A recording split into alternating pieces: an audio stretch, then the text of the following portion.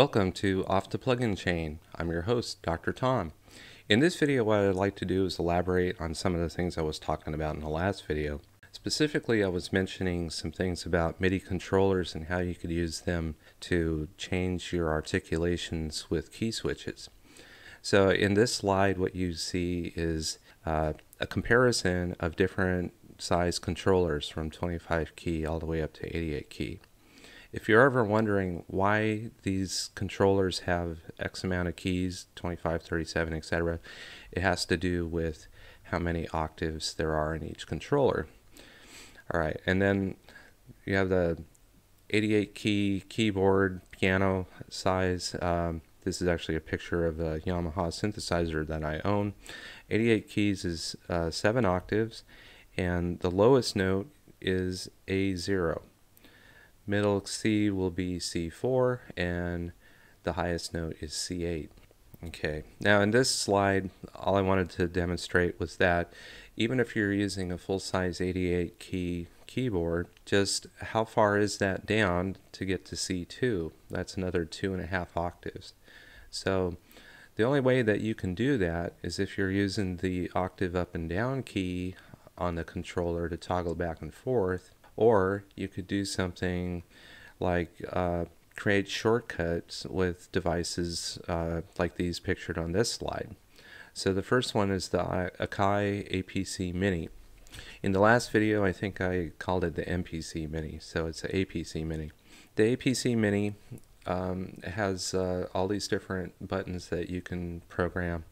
And as I understand it, the bottom row is automatically mapped to C-2, C+-2, etc. So that's kind of handy there.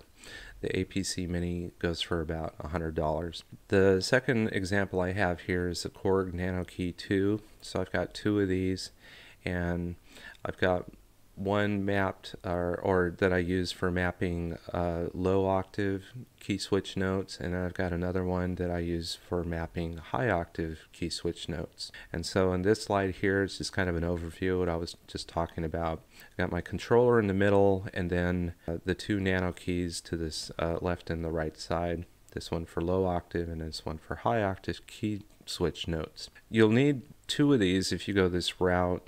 Well, if you happen to have any libraries that have high octave key switch notes in particular. But if you've got an 88 key keyboard, part of the 88 key keyboard will go past F6.2, so you wouldn't need the second one. But even with an 88 key keyboard, you would still need one on the left over here for mapping the low octave key switch notes. Now what I'd like to do is briefly take a look at this musical example that I've been demonstrating the last couple times, and here's how it sounds.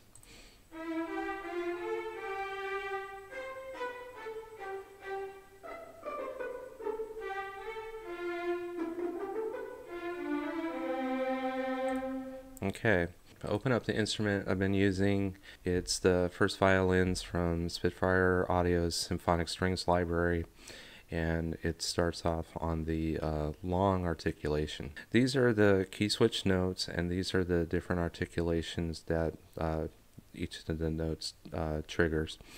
To get these into Studio One so you have access to them, what you need to do is you need to have the MIDI automation menu open for key switches, because each one of these controls different information. So I don't have anything in most of these. I've got velocity, but I've got that shown here already. So you want to make sure, like, that one's empty, that key switch is selected. When you do that, then there's an icon here, wrench icon. If you click that, now you've got the key switch editor window open, and you'll notice that on the left side you've got the pitches, and on the right side you've got they call it key switch names. These are basically the articulation names. When you do this, when you make them, I think the best way to do it is you probably want to make a list that essentially looks like this table. So you go over here where the red notes are, and write those down, and then make sure that the articulation that you put next to it corresponds with each of the keys here. So I think that's a pretty good way to do it. Then once you have the list written out, you can just plug them in like so. And what you'll notice is actually the default, I've got C-2 here for a Spitfire library or instrument, but the default is actually C1. So to edit that, you can just click in there with your mouse, and then you can delete it or do whatever you need to. And then you have to make sure that the articulation name is correct. When you go to the next line, it'll automatically advance pitch-wise, at least by a half step. So once you get the initial pitch, assuming they all go up by half step, it's going to be really easy to just get those in. They'll come up as soon as you click to the next line. In fact, let's see, here's the 9th one, G#-2.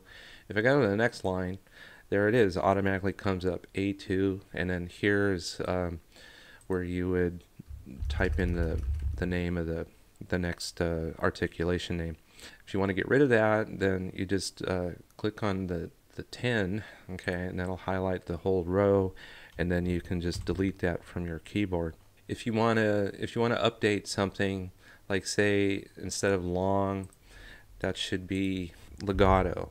Sometimes you see that as an articulation name. All right, so legato instead of long, and everything else is the same. Then you go down to this little icon, it looks like a piece of paper, and you've got two options, store and update.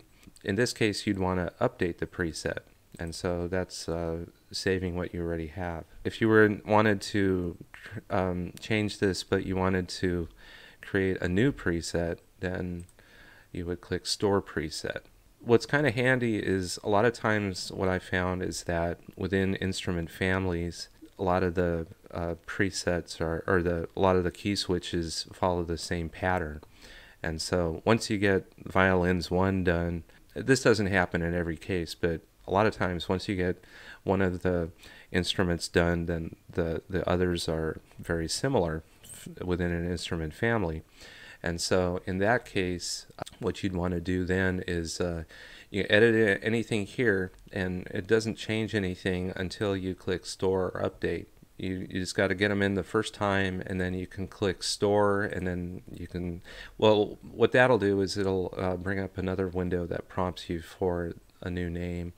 So we could do that here, and there it is. So you would plug that name in, whatever it is, and then click OK. But I'm not going to do that right here. Now, if you wanted to, you could just clear the whole thing and start over if you wanted to, or start from scratch. And that's what happens when you click clear.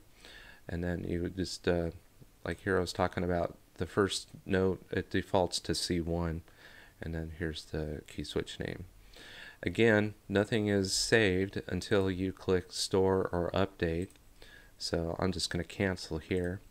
And to verify that nothing got messed up, let's reopen it. There it is. Hey, pretty cool. All right. Now, sometimes you might want to delete a preset or even change the name.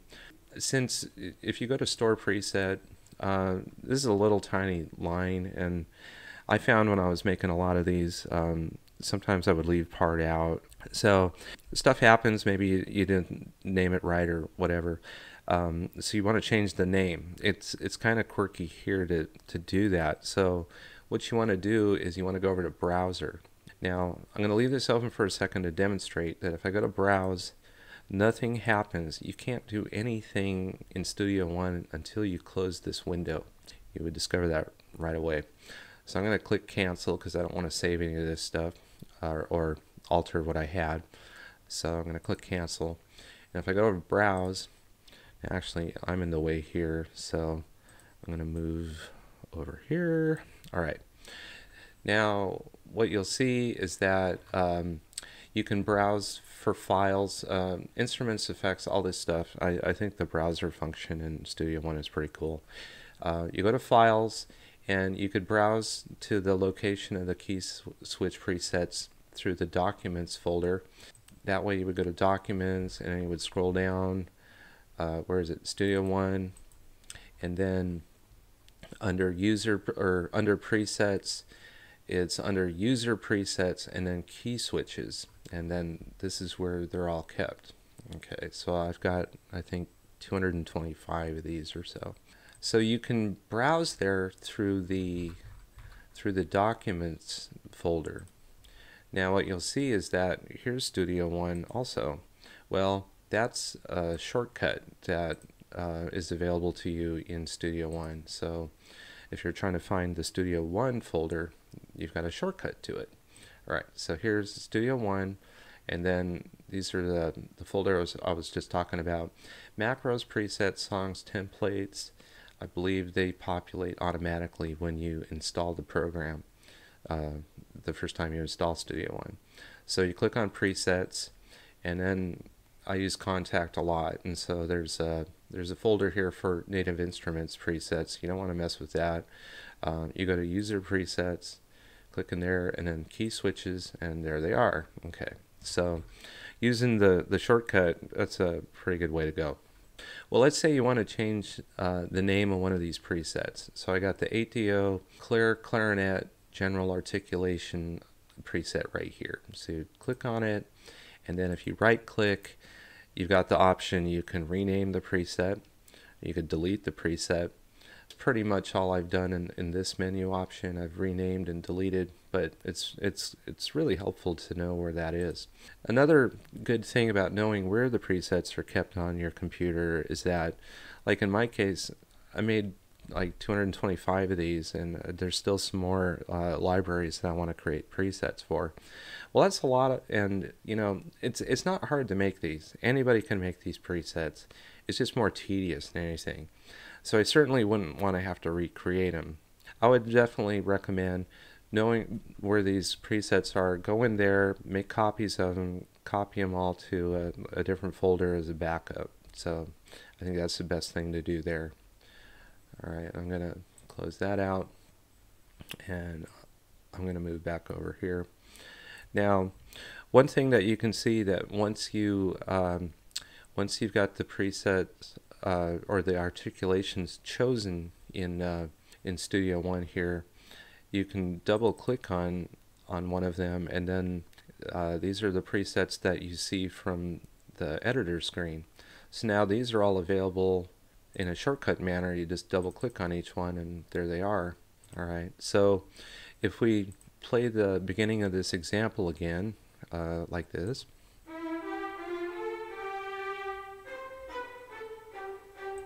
Okay, now say we decide, okay, instead of starting with long, let's make it shorts. Okay, so there's shorts, and now make sure it's rewound and play again.